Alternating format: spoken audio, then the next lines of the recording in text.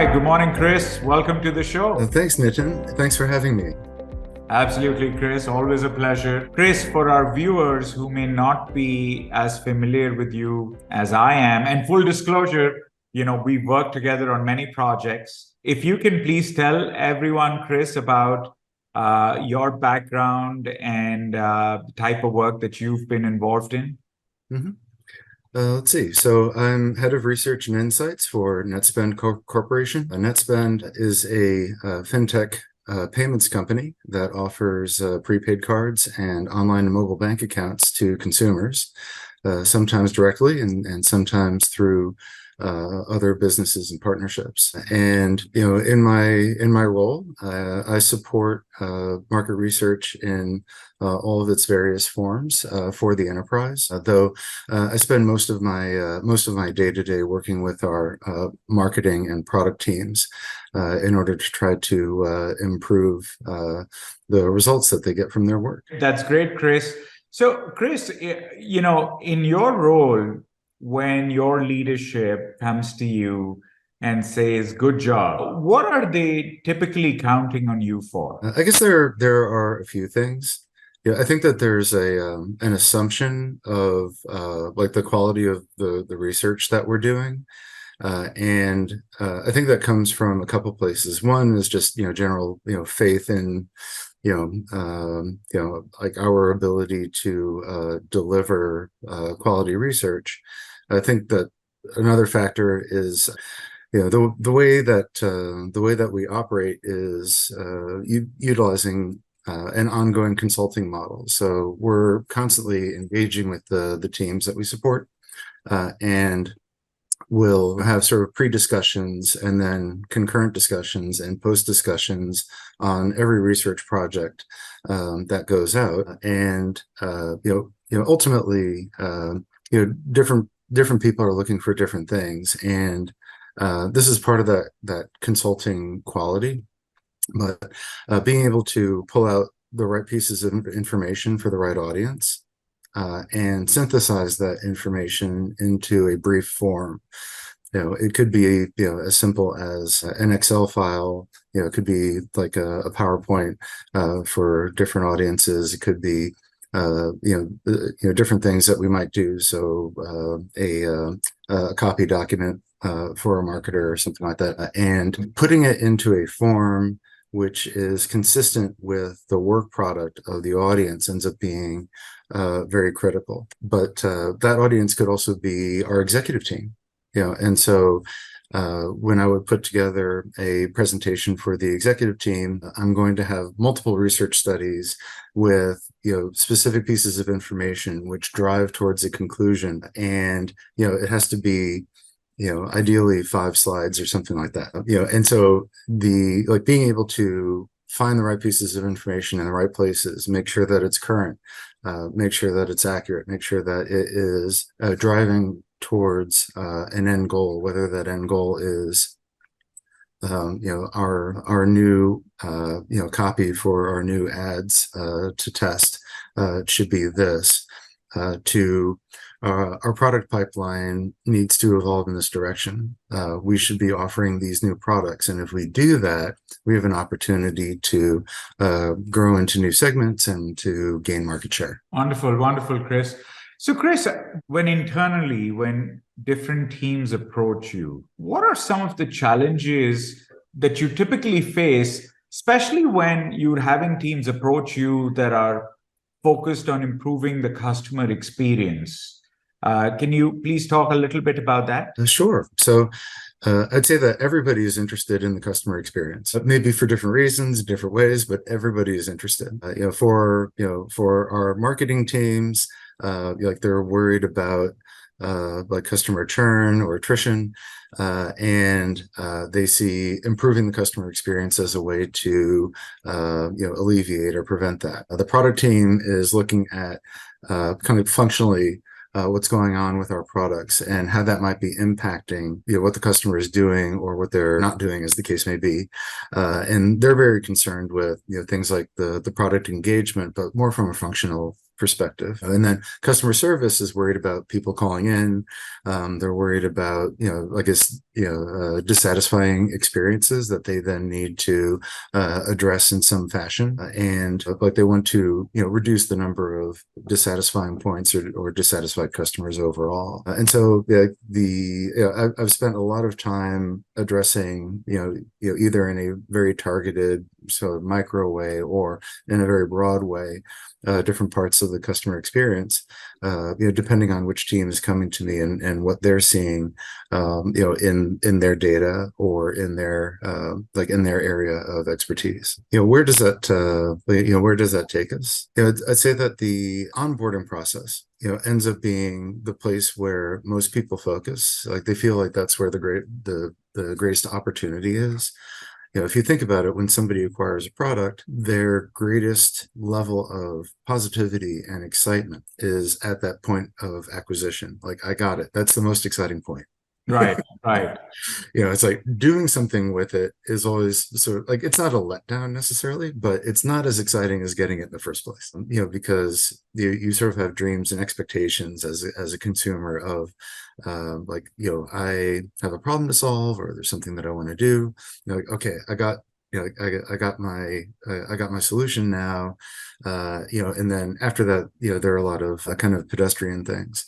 I'd say, especially in financial services, where there are a lot of processes that you have to go through, a lot of terms that you have to go through, a lot of things that you have to agree to in order to open up and utilize an account. And so that sort of like slows down the process. So like that halo effect that you have from the initial purchase, we end up burning up, some of that positive energy as they're getting through their onboarding. But also there are a lot of different things that people want to do. So, we have a lot of different, features that we need to educate them on. Like education isn't really the reason why people acquire products. Right. They just want them to work. But, if you have 30 people, you've got 30 different ways that they're going to use the product. And, that creates a challenge in itself for our marketers. So where we come in is, trying to figure out, okay, what is going on? And that's really a quantitative exercise. So, this number of people are doing this thing at this point in time. Like, how did that resolve itself? So did they become educated? Did they use a feature? Did they make it through the onboarding process?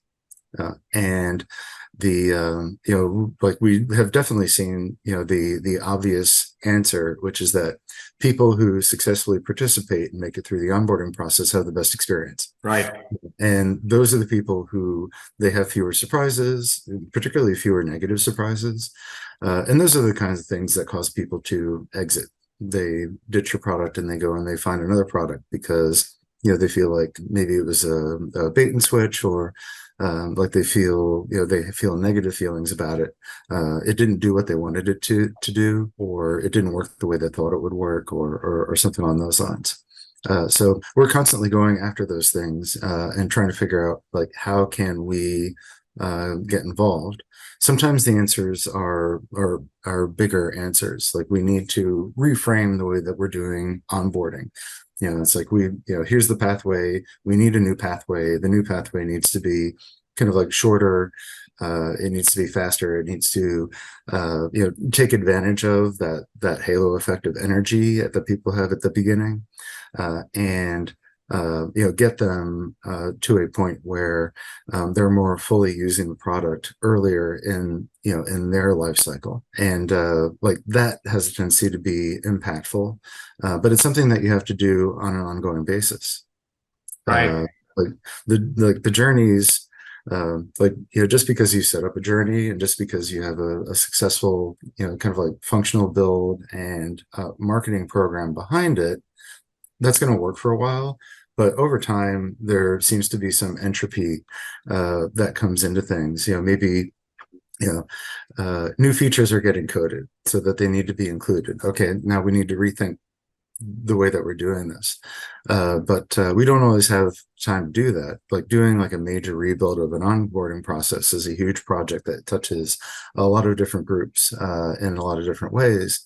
It's very time consuming and expensive to do. So you don't want to do that too often. You have to think ahead and create space while you're doing your planning. No, that's great, Chris. And I know you and I share the same passion for diving deeper into customer journeys, into really getting to the heart of what really matters to them. What are their moments of truth? What are their pain points? Since you started talking about journeys, that actually brings me to my next question. Given that you work with a lot of different teams, like you said, and they're coming to you from their perspective of what can be done to improve the customer's experience. Can you help the viewers understand what you did to really uncover the customer's journey, their pain points, and what was the impact at the end for your teams and your organization? The approach that I have generally taken is to combine internal resources and external resources, and to combine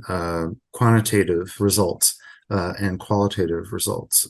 Individuals in the organization will have a preference for one or the other. Just give me the qualitative piece. That's all I need in order to make my decisions. And someone else says, just show me the numbers. The numbers don't lie. That's what I need to know. Like, part of my job is actually to force them to look at both. And to put it in context. I really don't think that it has been effective to just use one or the other to evaluate what's happening. We would use Qualtrics in order to survey our existing customers, and we're able to pull them out based on where they are in their journey, based on first-party data that we have available. But I would also pair that with somebody coming from the outside.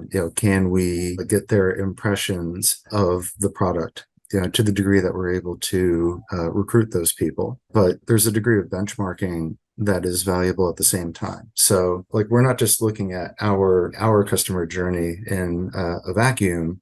We need to be able to include people who have experienced other customer journeys or are in the middle of another customer journey with a competitor, and say, how is their experience over there at the same time as our experience over here. And in the most recent version of this that we went through, there were a few things that we found that were helpful in figuring out what our next steps as an organization should be. One of them being that we would be able to reduce the number of calls to customer service by identifying what the key information needs were. And those key information needs were being driven by a certain customer behavior, which was not being shown by the actual calls that were coming in. So if you think about a customer service system, the people are calling in, some of them are willing to wait to talk to an agent, some of them will drop off. And when they do talk to the agent, they have a specific question, but that question gets funneled into the X number of things that I as an agent can talk about. Because sooner or later you get stuck with a script, whether it's an IVR or an agent, and you're not necessarily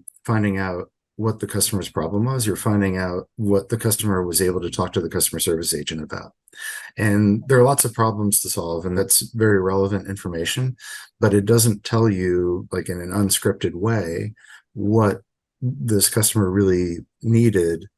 And their problem is usually not with the product necessarily, but it's a problem that they're trying to use your product to solve. And so that ends up being critical. That leads to building new features. That leads to reducing calls to customer service. That leads to cost savings in the organization. These are the things that that are really valuable. But it also for our marketing team, identified gaps or hiccups in the way that marketing has been deployed. So, we may find a whole bunch of small disconnects from people who are acquiring the product through different channels, and they come in through that channel, and for some reason they're being shown a different landing page than the ad that they clicked on, or the product that they expected to see is not the product that they were being offered when they got there.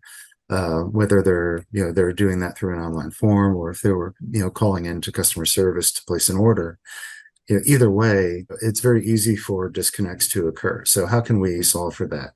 Can we change the IVR script to collect information and do it in such a way where it's not going to actually cause people to hang up. We still want to make things as fast and as short and as easy to follow as possible. That's a great example, Chris. Thank you. Thank you for illustrating that. One of the things that you talked about was how internally sometimes decision makers come for having a preference for either qual or quant. And that's something that I also see a lot with our other clients.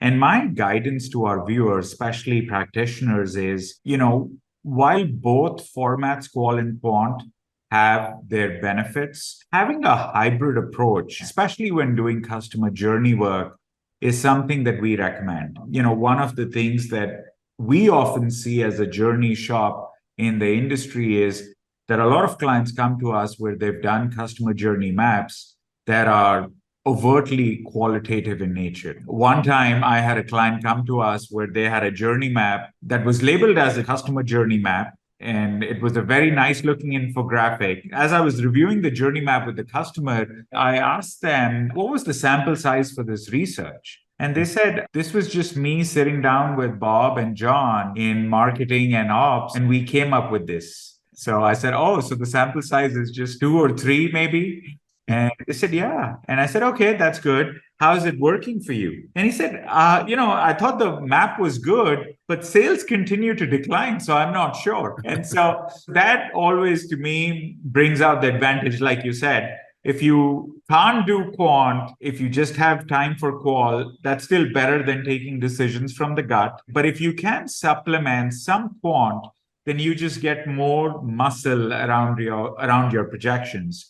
And I know you're a specialist in both, and you propose both to your internal clients. But that's just something I wanted our viewers to also, take cognizance of.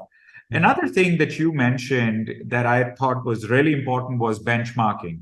And that's something that we propose a lot as well, especially in the customer journey work that we do. It's really important to understand your customers' journeys and their key stages. But there's also something to be said about benchmarking or understanding what are the journeys customers of competitors, or even your customers when they're engaging with competitors, what are the journeys being undertaken by them at that stage? Because that's where a lot of gold comes out, lots of opportunities comes out as well in assessing and evaluating where your competitors may be dropping the ball in servicing your customers or their customers. So I thought that was really important when you talked about benchmarking. Yeah. It provides a lot of opportunities. Yeah. Absolutely. And then another thing, Chris, that you mentioned about, when your customers find you and they approach you, but depending on which landing page they're coming from or how they're becoming aware of you, your research has sometimes found that there are small disconnects. In the journey vernacular, we call these as key moments or moments of truth. Something that I want our viewers to be aware of is, these key moments or moments of truth are very important because they are transformative. They can either evolve into a pain point or they can evolve into a peak point. And what I mean by these is, Chris, as you identified in your work, there are these disconnects and they need to be addressed. Otherwise, it impacts the experience. It impacts the assessment that customers are making of your business, your services. What we like to guide our clients is similar to that as well. Is these moments of truth are important because if you don't address them, if you don't take action in improving them, and they transform into a pain point, the customer is still going to go through their journey stages. They'll just move on to the next stage in their journey, holding someone else's hand, and they'll reject you. But if you can act on them the way you did, Chris, and you transform these disconnects or these key moments into a peak point, well, that, not only does it add to the customer's experience by improving it, but it ensures that the customer continues on in their journey in doing business with you versus a competitor. Most businesses already know this, but like the easier that you can make a customer's journey, the more likely it is that they will continue on through it. They'll become a customer. They'll enjoy using our product. And this is a critical way to identify, I guess, places where you can improve that, where you can make it easier, where you can make it faster, where you can make it better for a customer. And the more intuitive, the more obvious it is, the better. How do we get there? And this is this is how you gather the information that tells you this is easy and this is not. Right. And like, what is it? What problem and what subsequent action is occurring? Are they dropping out? Are they fighting? For the person who's dropping out, do we even care about that? For the person who's fighting, how do we help them? Right, right. And, Chris, just having worked with you, I know you're big on driving impact that every project has. And that's also something that I want viewers to be aware of. That's something, that we're big on as well. Something that you talked about, Chris, that I also wanted to highlight was how you help marketing in taking cognizance of the small action improvement steps. And I think that goes a big way. Sometimes, Chris, a common complaint that we hear from clients is, how do we drive action? How do we drive improvements based on the work that we are doing? And my guidance to them is to do what you do, which is focus on impact. Focus on, if you can tie those insights that you've gleaned from the work you've done, and if you can convert that impact into a financial impact metric. So for example, if customers are having a certain pain point in a certain journey stage, what we recommend to clients is try converting that into a financial pain point, a financial impact a metric. So if customers are having this pain point, what is the consequence of this? Well, are they leaving us? Are they going somewhere else? Are they reducing the amount of purchases that they make? Those can very easily be converted into a financial metric on, is there a cost leakage or is there a lost revenue opportunity that's happening over there? And what we typically do in our practice, Chris, is we label or we layer those on along with the insights. And those become very helpful in driving action because, like you said, should we act on it or not? And knowing what the financial impact is, maybe the financial impact justifies making the investment in the improvement action. Or maybe the financial impact is so minimal that it goes down to, to the bottom of the priority list, and something else that has a bigger impact, maybe a bigger financial impact, comes to the top in where improvements need to be made. Yeah. No, I would say that pretty much all of my internal customers or clients, like they're all looking for something, and it has to have a quantitative metric associated with it.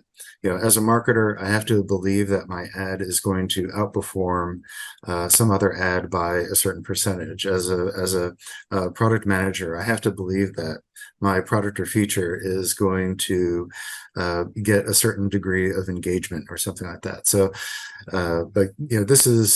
this impact is always part of it. And I think that I have been helped in part because our organization has clear lines of, responsibility for individuals tied to our company strategy. Our company strategy, it doesn't change a lot from year to year, but we definitely focus in one part of it or another. It's like, okay, this year we're going to focus on new growth. well, what is new growth? It might be a new product, it might be a new market, it might be both. And that ends up being quantified. And, we will go out and gather the information to try to figure that out. I would say that customer journey is both impactful for growth, because if you're bringing new customers in, you need to make sure that they are having a positive experience as they go through, or your introduction to them. If this is the first time that you're marketing to them and speaking to them directly, it's going to fall flat. Or it's a new product, that product is actually fulfilling on the promise that it makes, and that we're communicating that in an appropriate way. So this comes back again and again, I think. But it is, knowing what the strategy is, working with the functional leads and the functional teams to define a research plan, and then executing on that research plan as the year goes on, so that the marketers have their schedules, the product people have their schedules, and that we are interconnected with them in a way so that they're getting the information that they need when they need it. That's wonderful, Chris. Thank you for summarizing that. I know we're almost at the end of our time, but I wanted to ask you one final question. Mm-hmm. And this is really to help our viewers who may be rethinking or evaluating diving deeper into their customer journeys. Based on the experiences you've had in these projects that you've outlined in diving deeper into the customer journey, if you had the chance to revisit those projects or do another customer journey project in the future, what is it that you would improve on, or what is it that you would do different based on your learnings that you've had? I think that every time that we approach this, it's different. Like, usually the problems are different. Hopefully the problems are different. You don't want to go back and say, oh, we didn't solve anything that we looked at last time. Right. So there's that.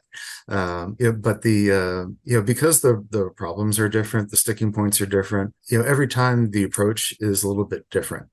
I think that the larger framework is the same. So, okay, we're going to collect some quantitative and qualitative information. It's going to,